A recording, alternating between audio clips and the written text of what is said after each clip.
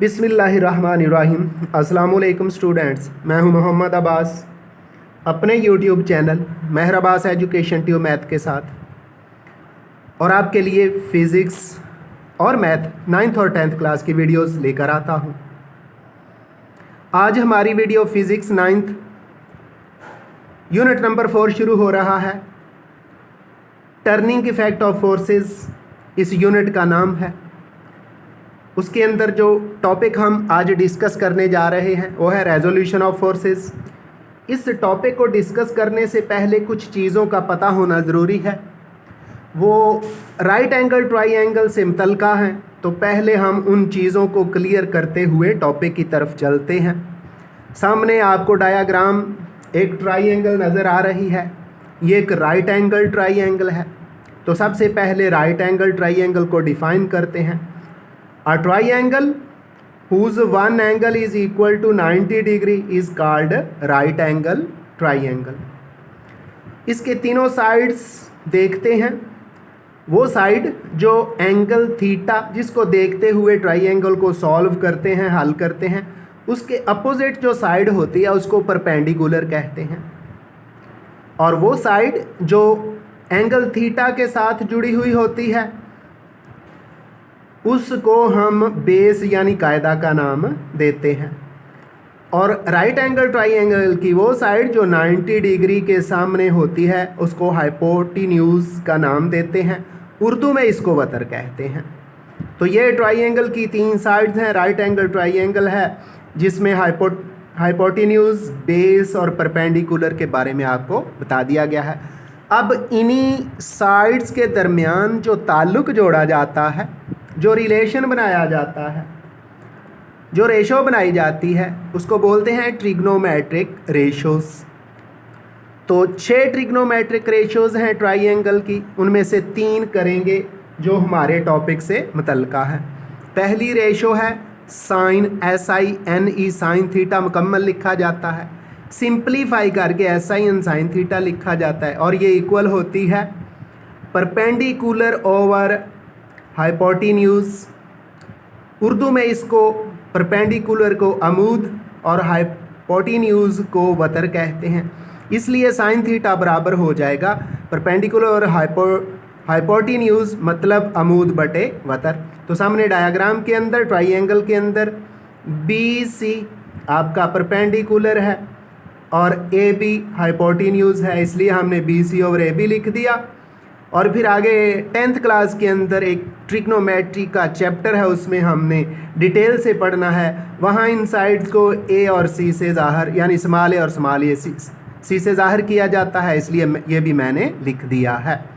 दूसरी रेशो है cos theta, COSE लिखा जाता है। सिंप्लीफाई करके, मुख्तसर करके COS कॉस थीटा लिखते हैं। और ये रेशो होती है बेस और हाइपोटेन्यूज के दरमियान। बेस ट्राइंगल के अंदर AC है, AC लिख दिया, और हाइपोटेन्यूज AB है, वो लिख दिया। इस तरह कॉस थीटा इक्वल होता है कायदा बटे वतर, यानी बेस को कायदा कहते हैं और हाइपोटेन्यूज को वतर कहते हैं। ये दूसरी रेशो है। तीसरी रेशो जो मुकम्मल लफ्ज़ बोला जाता है वो है टेंजेंट, और उसको मुख्तसर करके लिखा जाता है टेन थीटा, और ये इक्वल होता है परपेंडिकुलर जो कि इधर BC है ओवर बेस जो कि इधर AC है। तो हमने BC और AC लिख दिया। उर्दू में इसको अमूद ओवर यानी बटे कायदा कहते हैं। तो tangent theta perpendicular over base यानी अमूद और कायदा के बराबर होता है। अब हम चलते हैं अपने अहम टॉपिक की तरफ। वो टॉपिक है रेजोल्यूशन ऑफ फोर्सेस। उसको सॉल्व करते हैं।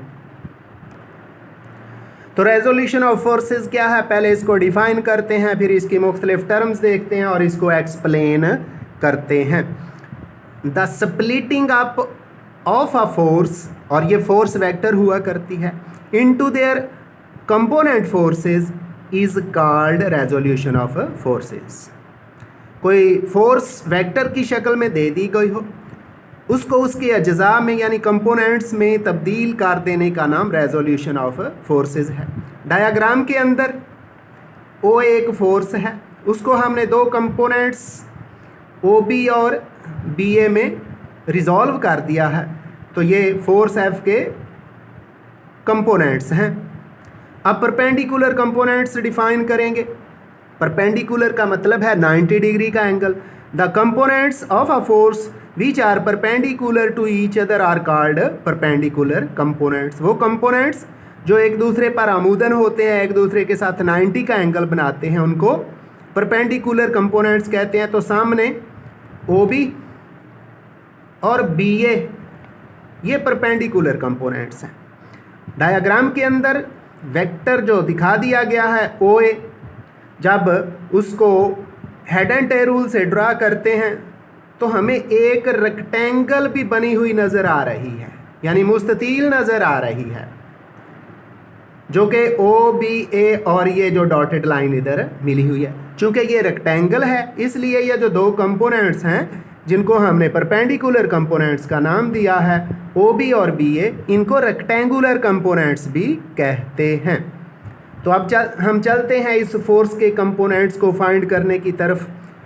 हम एक फोर्स लेते हैं, consider a force represented by OA making an angle theta with x axis. एक फोर्स है जिसको F से जाहिर करते हैं और एक लाइन OA से जाहिर किया गया है। एक्स एक्सिस के साथ वो एंगल थीटा बनाती है।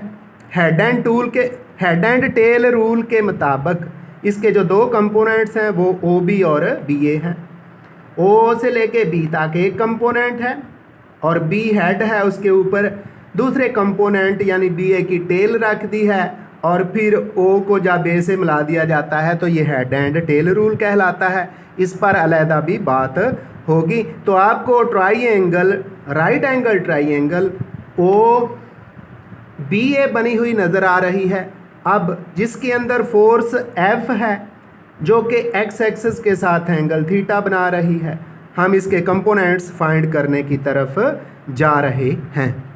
तो ट्राइएंगल के अंदर आप देख रहे हैं कि OA हाइपोटेन्यूज है, OB बेस है और BA परपेंडिकुलर है।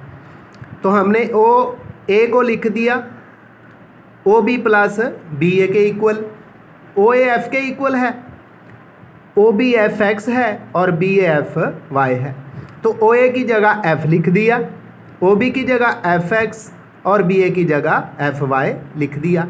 अब हम FX FY की मैग्नीट्यूड फाइंड करने जा रहे हैं इस राइट एंगल ट्राइएंगल से। तो in right angle triangle OBA we find the ratios we need. पहली रेशो जो FX और F के दरमियान है, यानी बेस और हाइपोटेन्यूज के दरमियान है। FX ओवर F लिख दिया, इक्वल है OB over OA। OB base है, OA हाइपोटेन्यूज है और ये इक्वल होता है रेशो कॉस थीटा के। FX ओवर F इक्वल हो गया कॉस थीटा के। यहाँ से F जो है राइट साइड पे जाके मल्टीप्लाई हो जाएगा कॉस थीटा के साथ, तो FX इक्वल हो जाता है F कॉस थीटा के। It is the horizontal component of the given force F। So we can say that OB is equal to FX and FX is the horizontal component of the given force F which is equal to F cos theta। अब इसी right angle triangle OBA से हमारी दूसरी ratio FY over F, FY perpendicular है और F hypotenuse है, तो perpendicular और hypotenuse BA over OA is equal to sine theta के। FY over F is equal to sine theta. F left side पे डिवाइड हो रहा है, राइट साइड पे जाके ये मल्टीप्लाई करेगा, तो FY इक्वल हो जाता है F साइन थीटा के और ये मैग्नीट्यूड है हमारे वर्टिकल कंपोनेंट की। So it is the vertical component of the given force F। ये दो कंपोनेंट थे FX और FY जो कि हमने दिए गए वेक्टर OA जिसको F की सूरत में बयान किया गया है से हमने फाइंड कर लिए हैं। तो ये बहुत अहम क्वेश्चन है इम्तहान के अंदर, अक्सर पेपर में आता है, इसलिए इसको अच्छी तरह तैयार कीजिएगा और दुआ में याद रखिएगा। आइंदा मिलेंगे एक नई वीडियो के साथ। अल्लाह हाफिज़।